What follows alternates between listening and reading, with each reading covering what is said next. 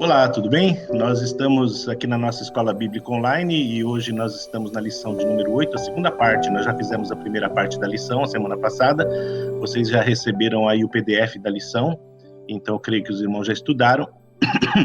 E hoje nós vamos prosseguir a partir do versículo 12 do capítulo 1 até o versículo, deixa eu ver aqui, o versículo 11 do capítulo 2. E hoje eu decidi convidar um professor especial, se eu posso dizer assim, porque eu assisti a aula dele na internet e só tem o áudio, tá? Mas eu achei fantástica a forma como ele abordou o assunto e eu com certeza não poderia fazer melhor. Então eu vou colocar o áudio para vocês hoje e nós vamos então ouvir a lição na voz do pastor Hernandes Dias Lopes, tá bom? Depois vocês me falam o que acharam. Eu com certeza, como eu disse, não poderia fazer melhor do que o pastor Hernandes. Ele é um grande expositor da palavra e então hoje nós vamos estudar juntamente com ele a nossa lição, tá bom? Que Deus possa te abençoar aí, você possa aproveitar o estudo. No finalzinho do vídeo eu retorno aqui para dar as minhas considerações, tá bom?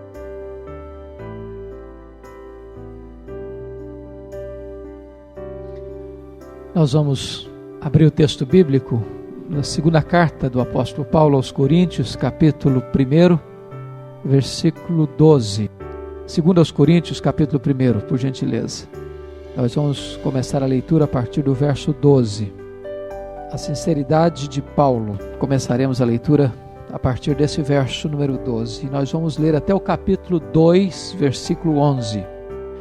Porque a nossa glória é esta, o testemunho da nossa consciência, de que com santidade e sinceridade de Deus, não com sabedoria humana, mas na graça divina, temos vivido no mundo e mais especialmente para convosco.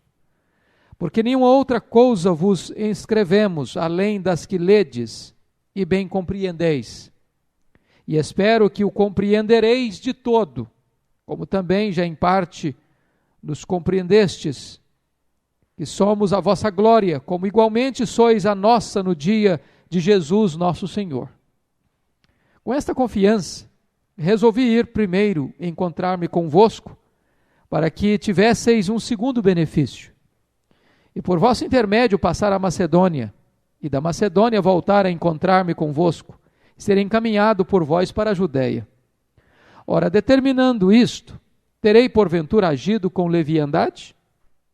Ou ao deliberar, acaso delibero segundo a carne? De sorte que haja em mim simultaneamente o sim e o não?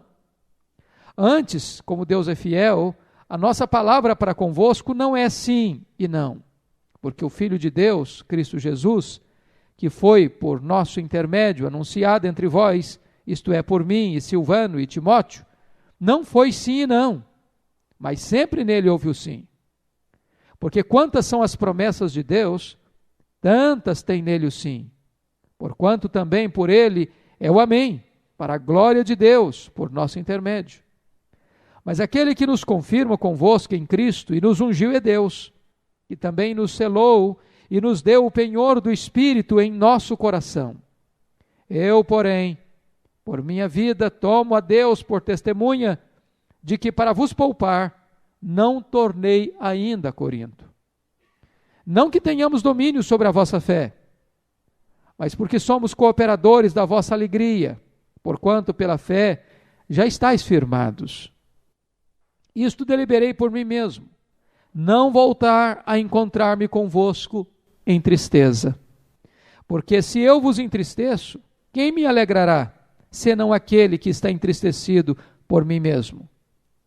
E isto escrevi para que, quando for, não tenha tristeza da parte daqueles que deveriam alegrar-me, confiando em todos vós de que a minha alegria é também a vossa. Porque no meio de muitos sofrimentos e angústias de coração vos escrevi, com muitas lágrimas, não para que ficasseis entristecidos, mas para que conhecesseis o amor que vos consagro em grande medida. Ora, se alguém causou tristeza, não o fez apenas a mim, Mas para que eu não seja demasiadamente áspero, digo que em parte a todos vós, basta-lhe a punição pela maioria. De modo que deveis, pelo contrário, perdoar-lhe e confortá-lo, para que não seja o mesmo consumido por excessiva tristeza. Pelo que vos rogo, que confirmeis para com ele o vosso amor. E foi por isso também que vos escrevi, para ter prova de que em tudo sois obedientes. A quem perdoais alguma coisa, também eu perdoo. Porque de fato o que tenho perdoado, se alguma coisa tenho perdoado, por causa de vós o fiz na presença de Cristo, para que Satanás não alcance vantagem sobre nós, pois não lhe ignoramos os desígnios. Nós vamos meditar sobre o tema como se defender das críticas. Como se defender das críticas. Os sofrimentos do apóstolo Paulo, irmãos, tinham sua origem nos incrédulos e também nos crentes. Ele sofria por causa das pessoas do mundo e também sofria por causa dos membros da igreja. Ele sofria com os de fora da igreja e também com os domésticos da fé. Esse texto que nós acabamos de ler, ele vai tratar da maneira como Paulo lidou com os seus críticos dentro da igreja de Corinto. Paulo já não estava mais pastoreando aquela igreja, ele já tinha saído da igreja, ele já estava na região de Éfeso, onde ele passou 3 anos, plantando aquela igreja de Éfeso e dali pregando a palavra de Deus por toda a Ásia. E agora o apóstolo Paulo está, na verdade, fazendo a sua defesa, porque algumas pessoas da igreja de Corinto estavam assacando contra Paulo pesadas e até levianas acusações, e alguns membros da igreja estavam acusando Paulo de não ser honesto com a igreja, exatamente pelo motivo de Paulo ter mudado os seus planos de visitar aquela igreja. Paulo tinha feito uma promessa para a igreja, de visitar aquela igreja, depois que passasse pela Macedônia, e Paulo alterou esta agenda de visitação à igreja. E por causa dessa mudança de agenda de Paulo, algumas pessoas começaram a dizer que Paulo não era coerente, que Paulo não era consistente, que Paulo não tinha palavra, que ele dizia sim e não, e que ele não era confiável na sua palavra. Então Paulo vai estar aqui, nesse texto lido de hoje, fazendo a sua defesa, dissolvendo e resolvendo esses maus entendidos que haviam acontecido. Se você perceber, no capítulo 1, versículos 15 e 16, Paulo tinha mudado um pouco o seu programa. Se você ler capítulo 16, versículos 5 e 6, o programa de Paulo era, depois da Macedônia, ir a Corinto. Ou seja, ele estava em Éfeso, ele iria à região da Macedônia, onde estava a cidade de Filipos, onde estava a igreja de Filipos, e de lá ele iria a Corinto. Só que agora, você vai notar nos versos 15 e 16, há uma mudança aqui. Com esta confiança, resolvi ir primeiro encontrar-me convosco, para que tivesseis um segundo benefício, e por vosso intermédio, passar a Macedônia, e da Macedônia voltar a encontrar-me convosco, e ser encaminhado por vós para a Judéia. Então note uma mudança de agenda. Eu tinha primeiro pensado em ir a Macedônia, depois ir a Corinto. Agora ele quer ir a Corinto, voltar a Macedônia, depois voltar a Corinto, e de Corinto ir para a Judéia. Esse é o ponto. Agora notem, que essa era a intenção dele. Mas na verdade, quando ele foi a Corinto, ele já não volta, ao voltar para a Macedônia, ele não volta mais para Corinto.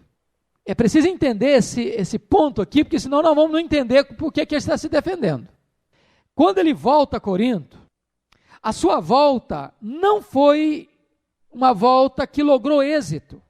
Nessa volta a Corinto, alguns os estudiosos, os eruditos, dizem que foi uma volta dolorosa, porque na verdade, quando Paulo chega em Corinto nessa segunda ida, aquele homem que tinha cometido o pecado de incesto, que Paulo trata no capítulo 5 da primeira carta, tinha ganhado apoio e liderava uma oposição frontal ao ministério de Paulo em Corinto. E quando Paulo vai, em vez de resolver o problema, a situação piora. E Paulo tem que sair de Corinto. Ao sair de Corinto, o apóstolo Paulo resolve então escrever uma carta. Em vez de visitá-los de volta, ele não visita, ele manda uma carta, que está aí no capítulo 2, se você notar, no versículo 4. Porque no meio de muitos sofrimentos e angústias de coração vos escrevi com muitas lágrimas, não para que ficasseis entristecidos, mas para que conheceis o amor que vos consagra em grande medida. Então ele, em vez de voltar, conforme estava pensando, ele não volta, ele escreve uma carta e manda Tito levar essa carta. E se você perceber, Paulo está tão angustiado, porque em vez de ter resolvido o problema se agravou com a sua segunda visita, que ele está em Troade, esperando o retorno de Tito, e Tito não volta.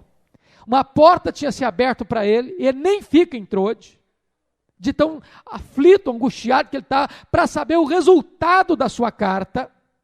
Os estudiosos entendem que esta carta aí do capítulo 2, 4, não é a segunda carta, que esta carta é uma das outras cartas não canônicas, porque você sabe que a primeira carta que nós temos na Bíblia não foi a primeira carta que Paulo escreveu aos Coríntios. Ele escreveu uma carta não canônica, esta carta se perdeu, nós não sabemos o destino dela.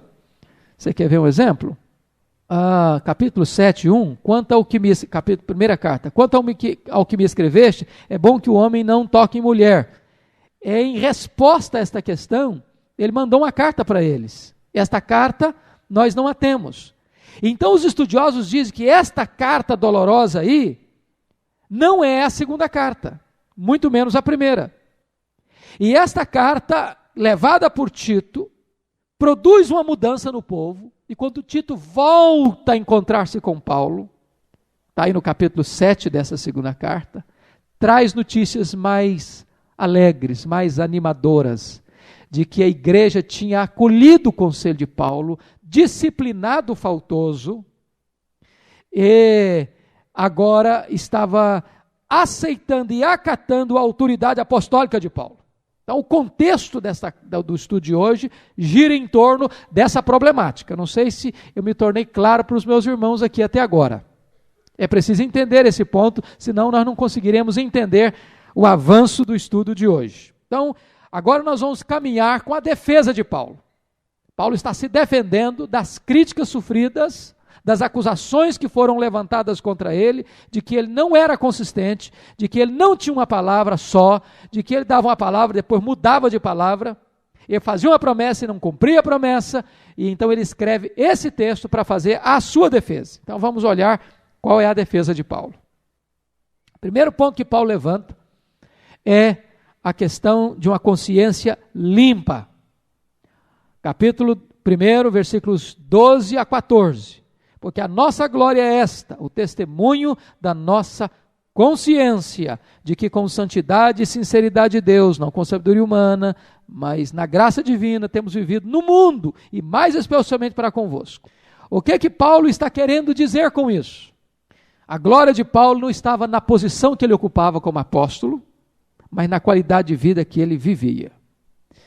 E quando ele fala de consciência limpa, de consciência diante de Deus, como ele tinha vivido, com sinceridade e pureza diante do mundo e também diante da igreja, ele está dizendo uma coisa, que como apóstolo, ele não buscava os elogios da igreja, e nem também se desencorajava por causa das críticas sofridas, ou seja, o fator motivacional dele não estava nem nos elogios, nem nas críticas, mas na sua consciência diante de Deus.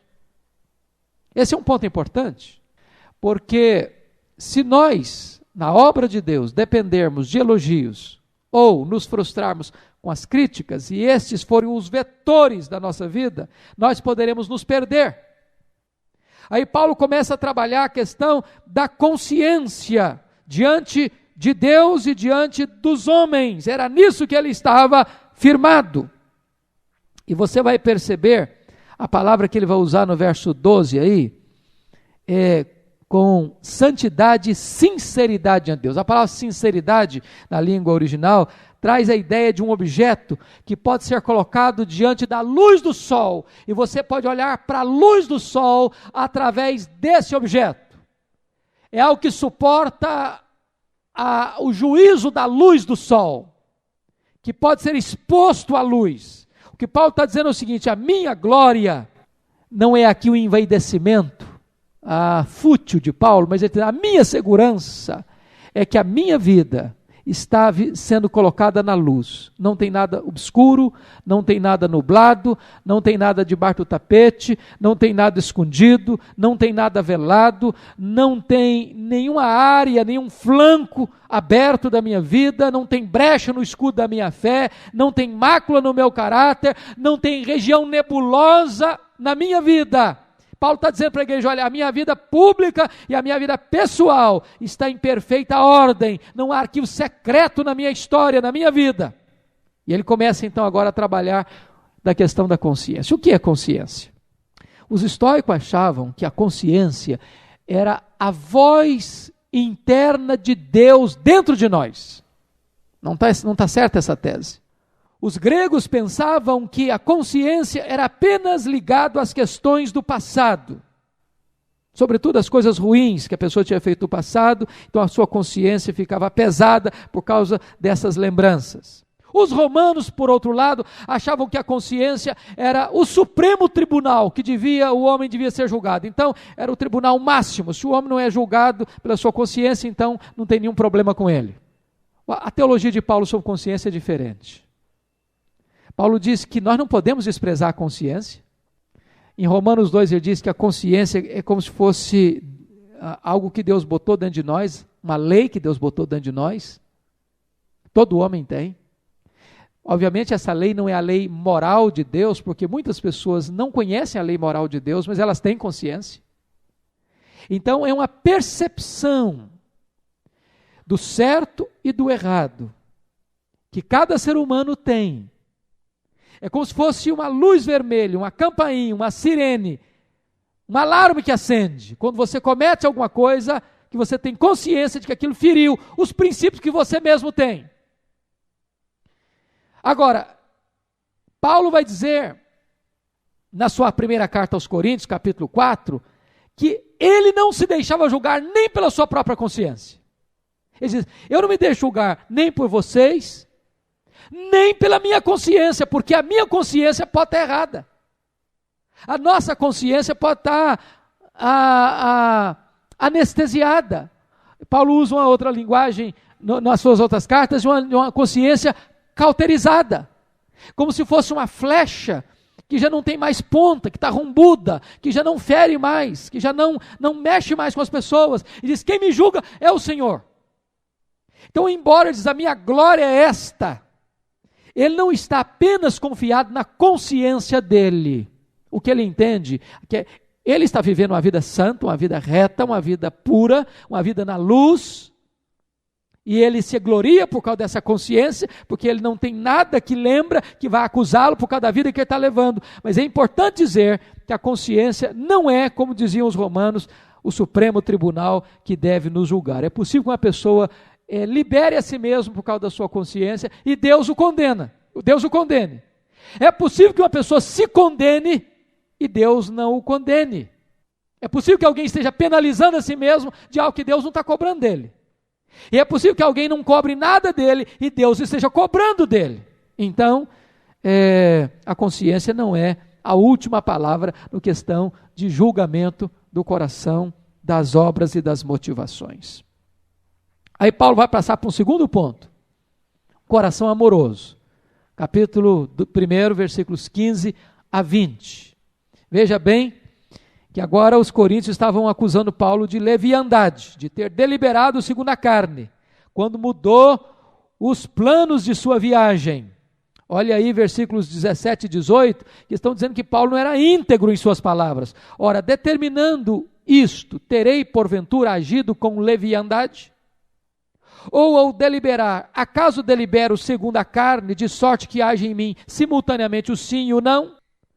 Antes, como Deus é fiel, a nossa palavra para convosco não é sim e não. Em outras palavras, está dizendo, Paulo, você fala sim, daqui a pouco você fala não, você fala sim e não ao mesmo tempo, nós não podemos confiar em você.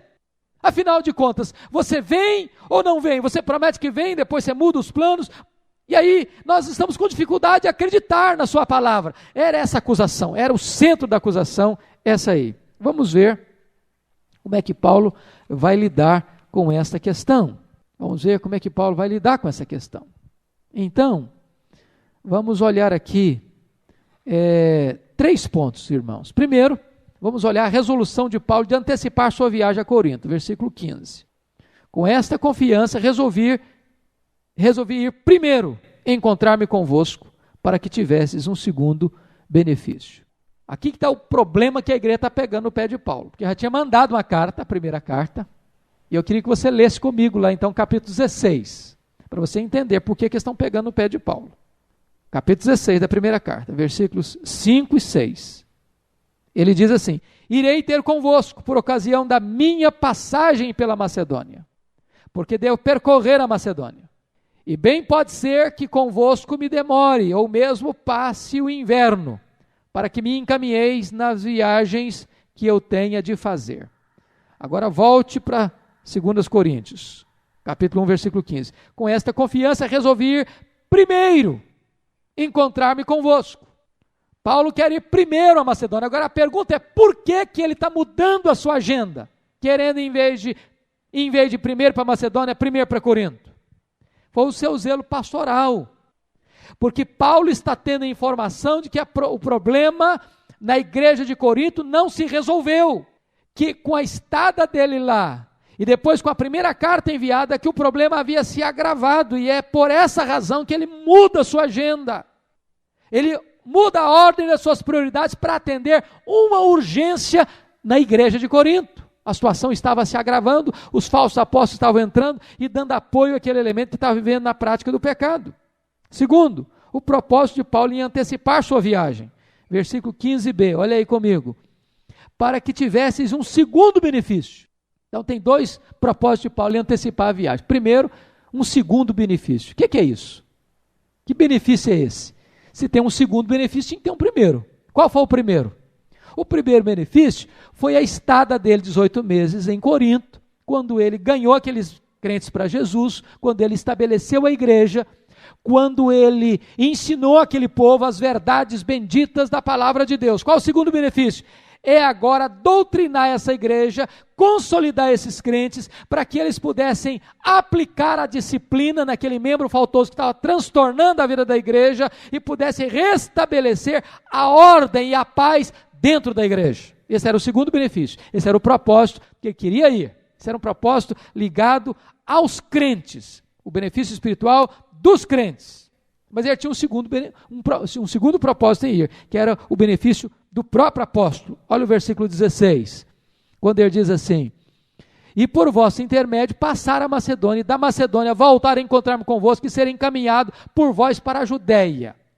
Essa ideia aqui de por vós ser encaminhado à Judéia, não é apenas que a partir dali ele se despediria e os irmãos dariam adeus para ele, tchau Paulo, vai com Deus, vai em paz. Essa ideia aqui era de que as igrejas tinham a obrigação de encaminhar esse missionário, dando-lhe sustento de comida, de bebida, de roupa, de provisão, porque naquela época os obreiros eram itinerantes.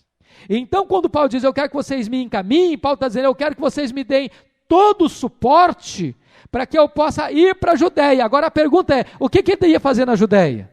Vocês se lembram no capítulo 16 da primeira carta, que ele já tinha pedido à igreja para levantar uma oferta para a igreja pobre da Judéia. E ele estava levantando essa coleta e essa oferta em outras igrejas, da Macedônia, da Acaia e inclusive de Corinto, e então ele gostaria que a igreja, além de levantar a oferta, o enviasse à Judéia, à região de Jerusalém, com a oferta e com o suporte financeiro para fazer essa viagem. Esse era o seu propósito particular e pessoal. Terceiro ponto, o exemplo de Paulo para antecipar sua viagem a Corinto.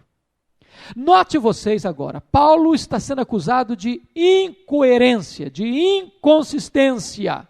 Versículo 17. Ele está sendo acusado disso, de ter o sim e o não, de falar uma coisa e falar outra. Agora Paulo vai citar aqui 3 exemplos para dizer que a inconsistência não está nele, mas está na acusação feita a ele.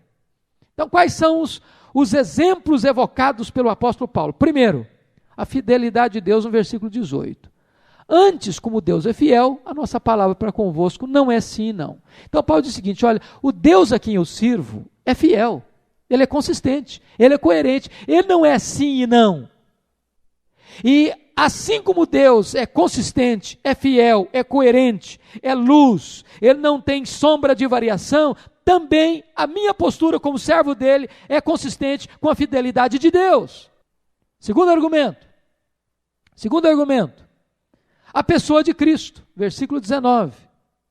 Olha aí, porque o Filho de Deus, Cristo Jesus, que foi por nosso intermédio anunciado entre vós, isto é, por mim, por Silvano e por Timóteo, não foi sim e não, mas sempre nele houve o sim. Ele está dizendo, assim como Jesus Cristo também foi consistente, coerente, ele foi sempre o mesmo, ontem, hoje, para sempre o mesmo, ele não tinha um caráter dúbio, ele não tinha uma postura diferente aqui e outra lá, assim também sou eu, porque eu estou a serviço de Cristo.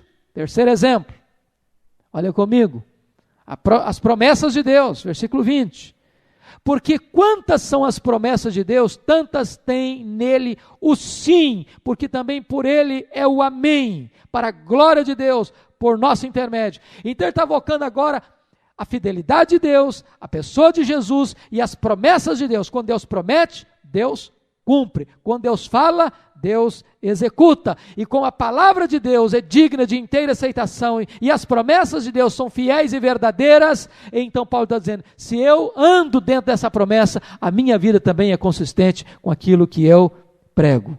Então essa é a resposta que Paulo deu à igreja diante das críticas feitas a ele. Mas Paulo está avançando na sua defesa. E vamos ao terceiro ponto. Uma ação divina. Veja vocês a progressão da defesa do apóstolo, mostrando aos crentes de Corinto a grandiosa obra de Deus em seu favor. E ele vai elencar aqui 4 elementos na sua defesa, da obra de Deus na sua vida. Preste atenção quais são esses elementos. Em primeiro lugar, veja você aí, versículo 21. Ele diz assim, mas aquele que nos confirma convosco em Cristo e nos ungiu é Deus. Pegue essa expressão, aquele que nos confirma convosco em Cristo.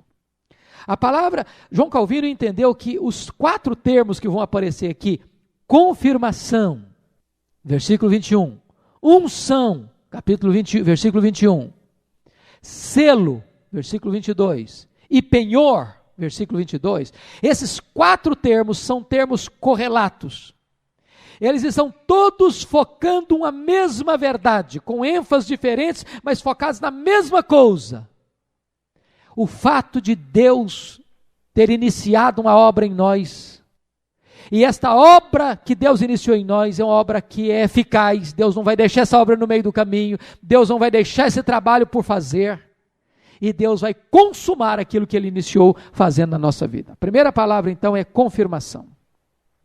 Esta palavra tem uma origem comercial, e ela se refere à garantia de cumprimento de um contrato. 2 pessoas firmavam um contrato, e esta firma registrada, esta palavra empenhada, essa assinatura feita, esse compromisso selado, não podia ser quebrado. Seja de um produto vendido ou de um serviço que haveria de ser prestado, não podia quebrar o contrato. Esta era uma palavra comercial. Como é que essa palavra é usada no Novo Testamento? Ela é usada lá em Marcos 16. Por exemplo, quando o Senhor Jesus disse que a proclamação do Evangelho seria confirmada por meio de sinais miraculosos. Era exatamente essa ideia. Foi uma promessa de Jesus. Esses sinais hão de acompanhar os que creem. E a palavra lá é a mesma de confirmado. Deus promete algo e Deus vai cumprir esse algo. Segunda palavra que ele vai usar aí, o segundo ponto, é unção. Quem nos ungiu é Deus. A palavra unção, no Novo Testamento, ela tem duas palavras distintas.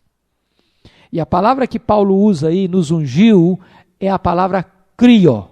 E essa palavra unção aí nunca é unção visível, material. A palavra para unção, de botar óleo sobre a cabeça de alguém, não é crio, é aleifó. E essa palavra crio, ela é sempre referência a uma unção espiritual, a uma unção de separado para algo. Daí é que você vai notar que fora desse texto, essa palavra vai aparecer em Hebreus, e vai aparecer 3 vezes no Evangelho de Lucas, sempre se referindo à pessoa de Cristo.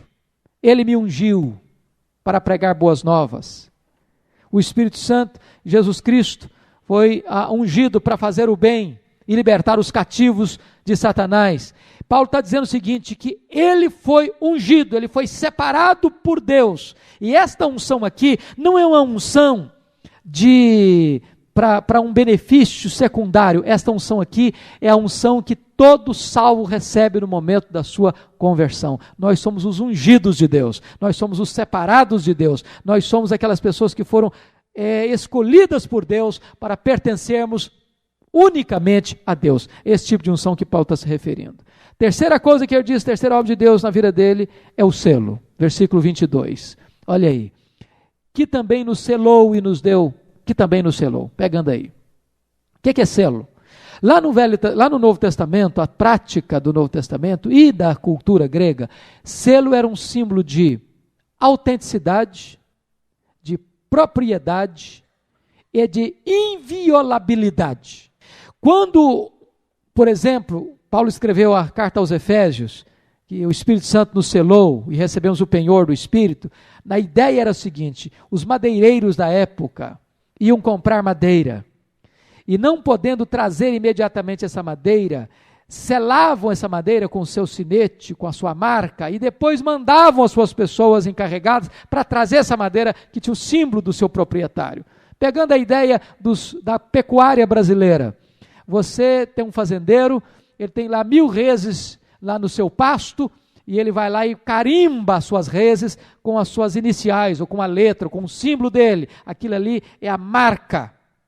E esta marca traz a ideia de propriedade. Quando você tem uma vaca, um boi, com aquela marca, o fazendeiro pode perder aquela res ou aquela vaca do seu pasto, está lá no pasto vizinho, essa aqui é minha, porque tem a minha marca, e vai lá e pega este animal e traz de volta, porque é propriedade dele, tem a marca dele, tem o selo dele. Nós temos a marca de Deus, nós somos propriedade exclusiva de Deus. Mas mais, a ideia de selo é uma ideia de inviolabilidade. E tem essa ideia hoje. Você pega uma carta, fecha uma carta, sela uma carta, registra a carta, ninguém pode abrir essa carta senão o destinatário.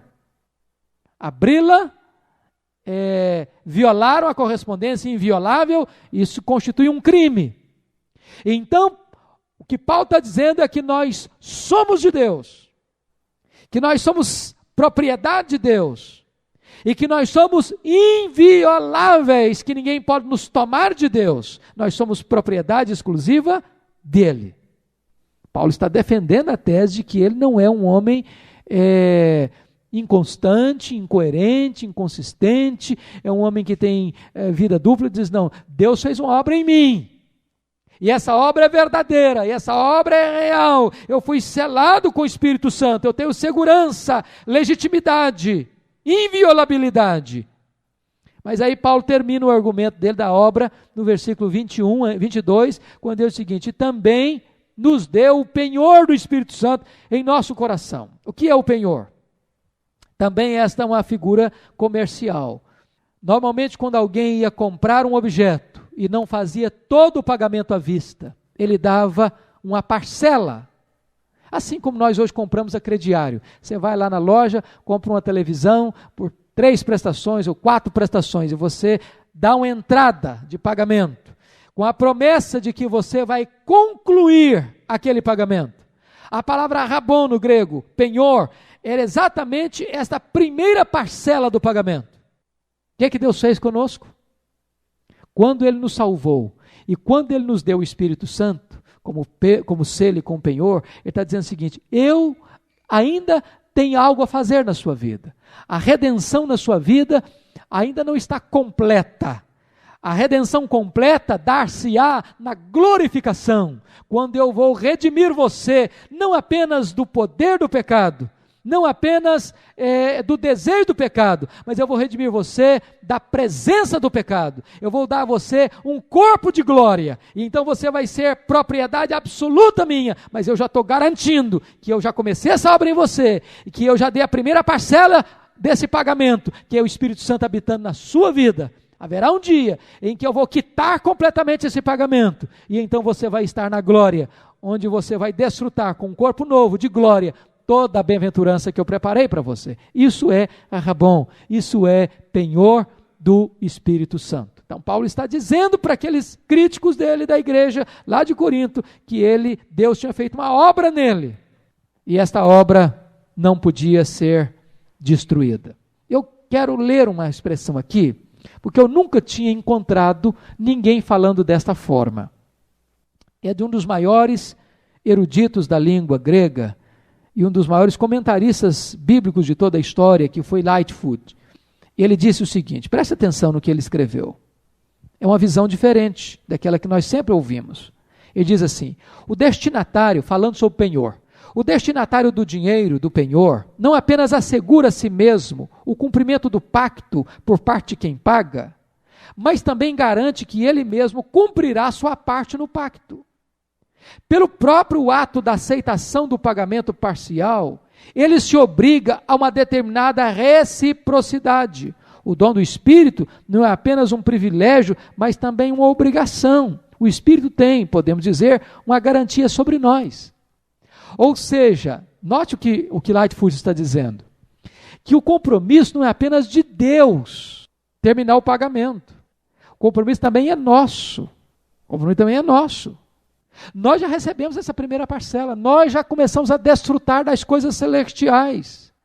E desta maneira, o que ele está dizendo é que o Espírito Santo tem garantia sobre nós. A responsabilidade não é só de Deus de completar a obra. A responsabilidade é nossa também, porque já recebemos do Espírito Santo. Já temos a garantia de que Ele está em nós.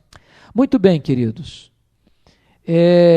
A implicação, então, que Paulo está fazendo na sua defesa, é de que a sua vida tem autenticidade por causa da autenticidade da obra de Deus nele.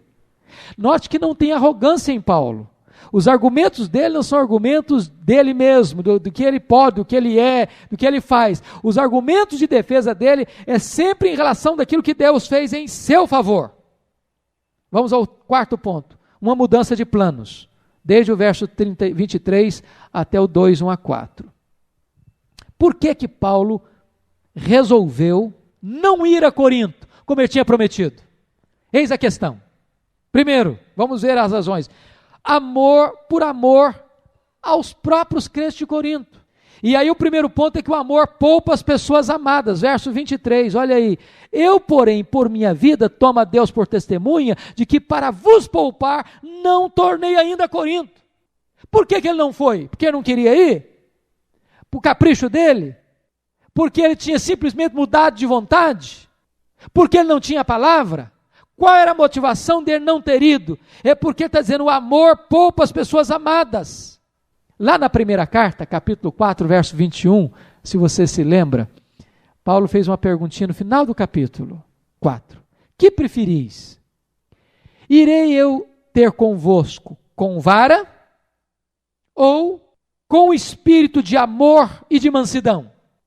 Paulo já estava fazendo essa pergunta antes dessa problemática. Já sabendo a problemática, ele estava precisando de ir à igreja. Ele está perguntando, como é que vocês querem que eu vá? Para disciplinar vocês? Ou vou com mansidão e espírito de amor e de brandura? Agora ele está dizendo, eu não vou. E eu não estou indo, porque se eu for, eu vou acabar trazendo tristeza para vocês. E eu não quero, por amor a vocês, ir agora nesse momento, para poupar vocês, para não afligir vocês, para não deixar vocês tristes. Então a motivação dele não ir, não era um motivo egoísta, mas era um motivo altruísta, por amor àqueles irmãos. Segundo ponto, o amor não oprime as pessoas amadas. Verso 24, olha comigo, por favor. Não que tenhamos domínio sobre a vossa fé, mas porque somos cooperadores da vossa alegria, porquanto pela fé já estáis firmados. Em outras palavras, ele está dizendo o seguinte: ele, Paulo, apóstolo, não governava a igreja com rigor, com despotismo, mas ele era servo do rebanho, cooperador dos santos. Ele não foi exatamente para não dar essa ideia que ele tinha o domínio sobre aquelas ovelhas, que ele podia fazer com elas o que ele queria.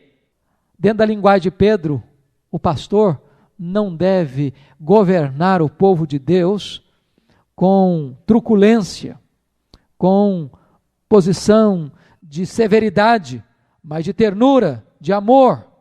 E é por isso que ele não foi, para não oprimir aquelas pessoas.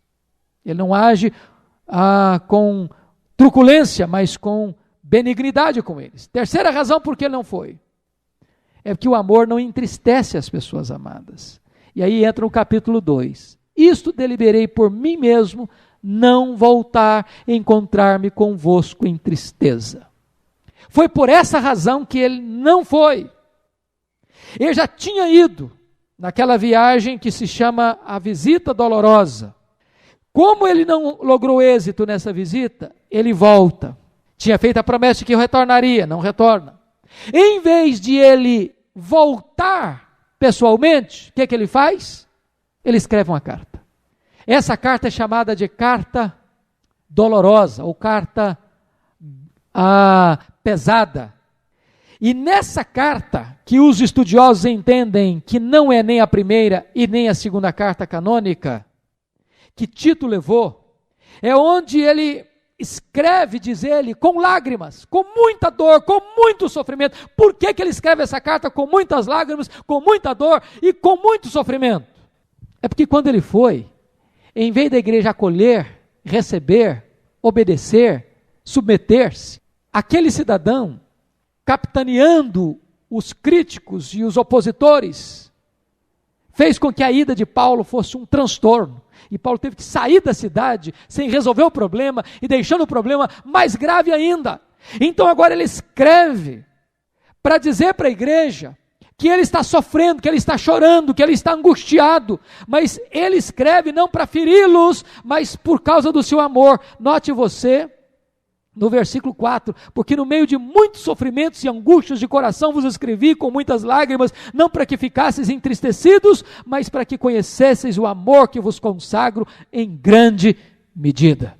Agora bem, queridos irmãos, vamos ao quinto ponto e penúltimo nesse aspecto, uma disciplina necessária. Versículos 5 e 6, Paulo vai mostrar para aqueles crentes a necessidade, a partir dessa carta que manda, que aquele membro que estava criando problema tinha que ser disciplinado.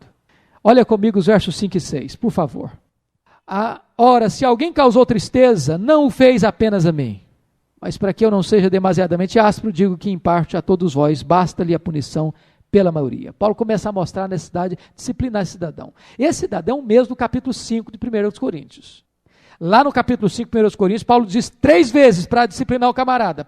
Versículo 5 ele disse, entregue a Satanás, para que o corpo seja destruído e o espírito seja salvo. Segundo, lançai fora o velho fermento. Versículo 7. E depois ele diz no versículo 13, expulsai, pois, de entre vós quem tamanho mal fez, ou malfeitor. E ele começa a dizer para a igreja, vocês deviam ter chorado pelo pecado, vocês deviam ter julgado o pecado, e vocês deveriam ter banido do meio de vocês o pecado. Está falando da disciplina daquele cidadão. Agora ele volta à carga dizendo o seguinte, que aquele cidadão tinha que ser disciplinado.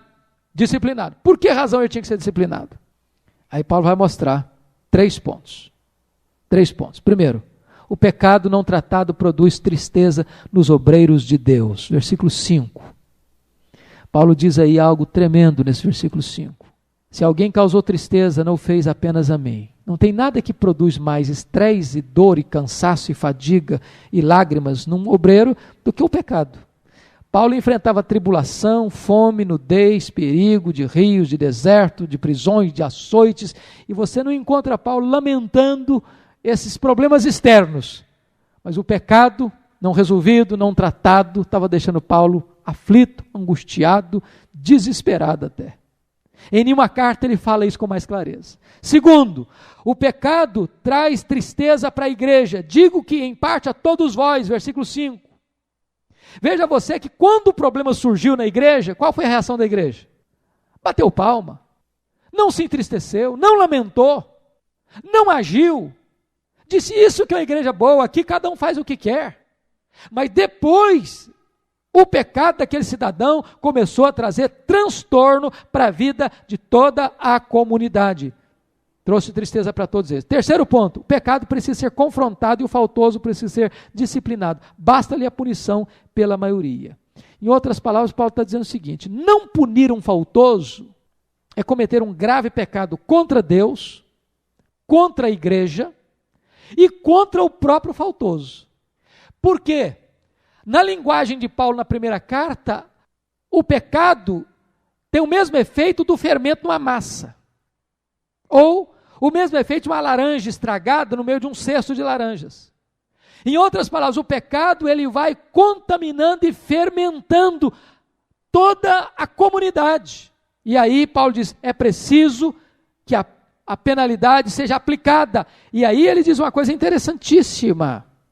Esse é um ponto que para nós presbiterianos tem que ter muito cuidado. Porque o nosso sistema de governo é um sistema representativo e quem delibera sobre disciplina na igreja não é a Assembleia. Quem delibera sobre disciplina na igreja é o Conselho. E o que acontece? Às vezes pode ser que o Conselho delibere sobre uma atitude disciplinar e a comunidade não acolhe, não apoia, não entende ou não está junto com a liderança na disciplina. É necessário, Paulo estava definindo que a igreja devia reunir ele com o seu espírito, ele não estava presente mais, mas os irmãos deviam estar presentes e apoiando a disciplina, do contrário ela não teria valor. Se a comunidade não entender que disciplina é algo que é benéfico, é salutar, é para a saúde da igreja, é para o bem da igreja e para a cura da própria igreja, essa disciplina não logra êxito. É por isso que Paulo diz que ele tinha que ser punido pela maioria. João Calvino entendia que a disciplina é uma das marcas da igreja verdadeira. E aqui Paulo está recomendando a igreja a fazer isso. Vem então o meu ponto último, penúltimo aliás, um perdão restaurador. O último é só uma conclusão. O perdão restaurador, versículos 7 a 10. Agora o que aconteceu? O cidadão foi disciplinado. Paulo mandou a carta pesada, a igreja mudou de atitude, disciplinou o faltoso, o cara está humilhado, quebrantado, arrependido, entristecido, e agora Paulo diz, agora vocês têm que mudar de atitude, agora vocês têm que perdoar esse cidadão, e restaurar esse cidadão.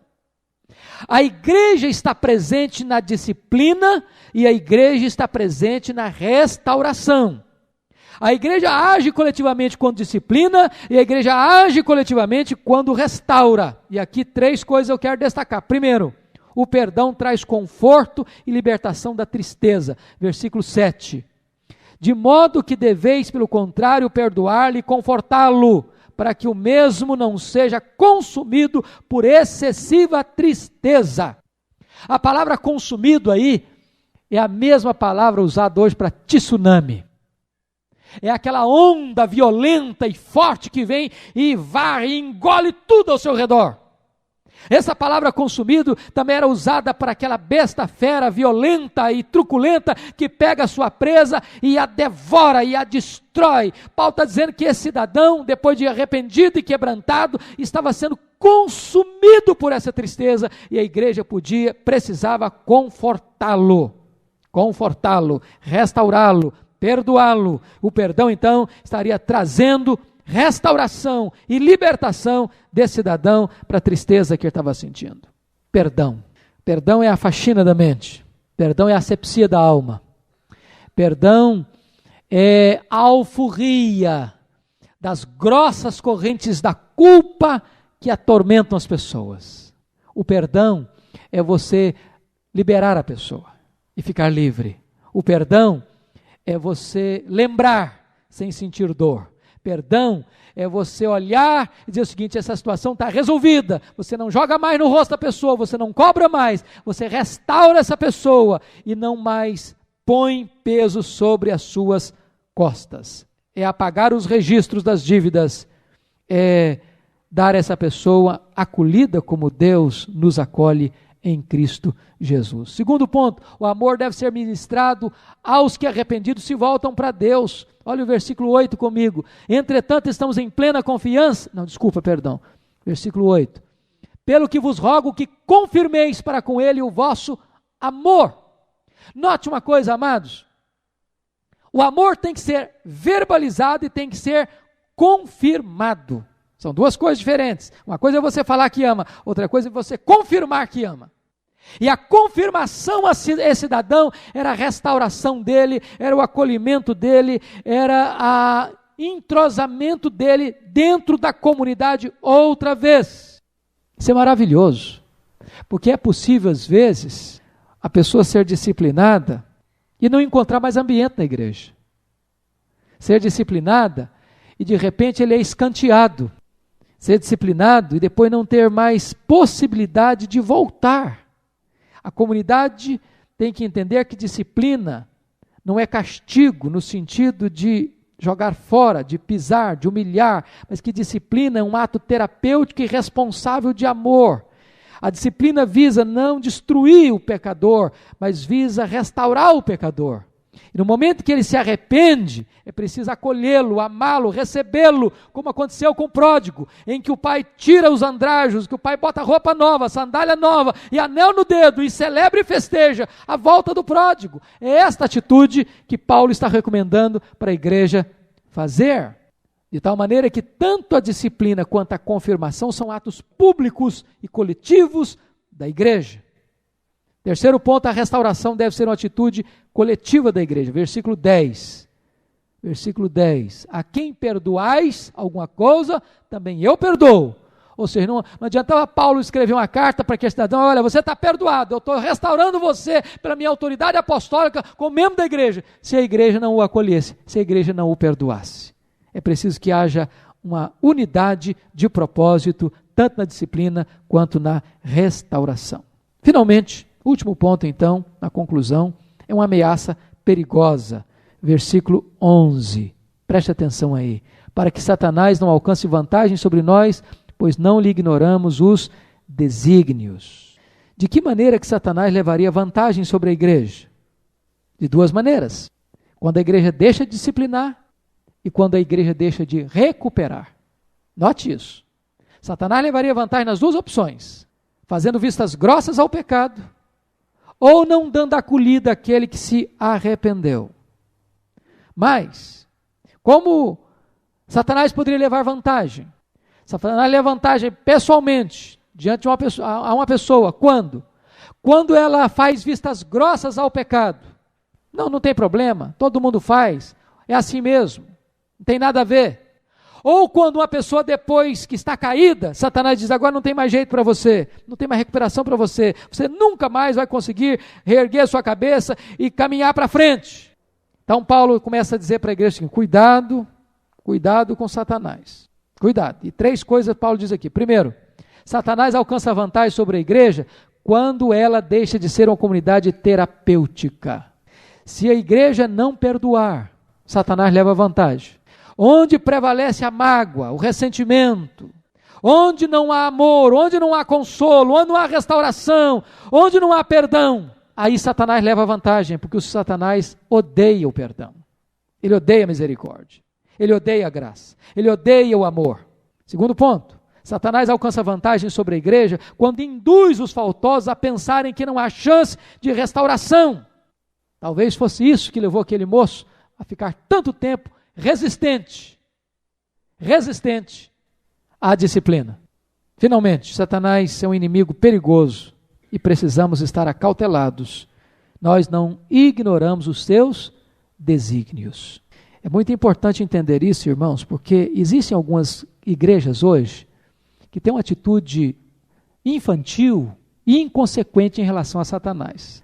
Igrejas que tratam Satanás como se ele fosse uma formiguinha inofensiva. E abusam e falam tantos impropérios. E quando você lê na Escritura, você nunca encontra essa atitude em relação a Satanás. Aliás, a atitude é sempre de muita prudência, de muito cuidado. E Paulo, o apóstolo, talvez nenhum homem alcançou o nível espiritual que esse homem alcançou, de autoridade espiritual, de conhecimento espiritual, de experiência espiritual. E ele diz para a igreja: nós não lhe ignoramos os desígnios. Satanás é sutil, Satanás é versátil, Satanás tem múltiplas estratégias, tem um arsenal imenso, tem um batalhão enorme à sua volta, a seu serviço, e a igreja não pode brincar, ela precisa se acautelar. E Paulo está falando aqui na ação do inimigo exatamente no aspecto de relacionamentos. Quando os relacionamentos dentro da igreja não estão sendo regidos pelo amor, pelo perdão e pela restauração, então Satanás leva vantagem nesse processo. E nós precisamos todo dia examinar o nosso coração, a nossa mente, as nossas ações, os nossos sentimentos, as nossas motivações, para que Satanás não leve vantagem sobre a igreja. Que Deus nos ajude, queridos. Que Deus nos fortaleça. Esse estudo de hoje, eu estava comentando com o Fábio, para mim, acho que é um dos mais complicados da carta, porque Paulo está fazendo uma defesa muito particular, muito pessoal, diante de uma situação muito dolorosa que viveu naquela igreja. Mas espere em Deus que esse assunto tenha se tornado claro para os irmãos e tenha sido útil para a sua edificação espiritual nesta noite. Então, obrigado a todos vocês que participaram da nossa aula. Eu espero que vocês tenham gostado da exposição do pastor Hernandes Dias Lopes, especialmente a esse assunto sobre a consciência, né? Quando o apóstolo Paulo estava ali sendo considerado desonesto, mentiroso pelos irmãos, e nós vimos como o apóstolo Paulo demonstra que não é simplesmente uma questão do sim ou do não, mas é uma questão de andar com uma boa consciência diante de Deus. Amém? Se você ainda não subscreveu o nosso canal, eu peço para você subscrever o nosso canal aí, para que você possa receber as outras aulas pelo YouTube, e que vocês tenham um bom domingo, uma boa semana. Deus abençoe a todos em nome de Jesus. Amém.